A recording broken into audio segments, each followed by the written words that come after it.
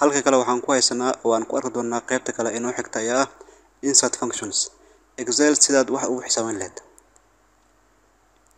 Si aad Excel wax ugu xisaabiso waxaad ku dhufani calaamadaas ay ku qoran tahay fx.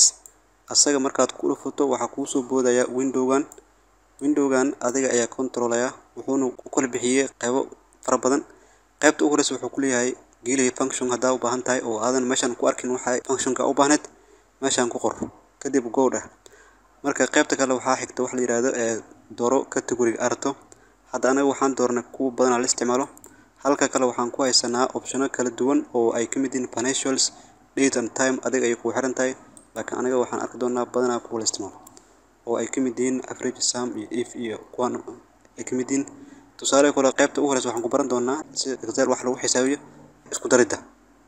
sida Excel wax isku dar leed adigoo isticmaal Excel. meeshan wuxuu ku leeyahay samada doorata waa isku daray ku leeyahay tirada isku daya. kadib dooro lambarka meesha aad gelin lahayd. lambarka koowaad wuxuu matalayaa xisaabta koowaad. lambarka labaad wuxuu matalayaa xisaabta labaad aad doonayso inaad isku darto.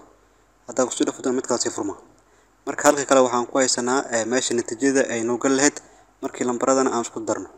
tusaale kale lambarka koowaad waxaan rabnaa inaan waxaan soo gelino aan isku darno 20 ayaan qornay. lambarka labaad waxaan rabnaa inaan ku darno 22 oo kale. waxaan rabnaa inaan ku sii darno 5 oo kale. marka waxaan isku darnay 20 lagu daray 2 lagu daray 5. tiradana wuxuu meeshan ku muujiyay equal wuxuu ku dhahay 27. intana sharaxaad yar ayuu ku muujiyay halka kalena waa resultiga ayuu ku muujiyay. marka hadaa ku qanacday okay resultiga meeshaas ayuu kaaga soo muuqanaya.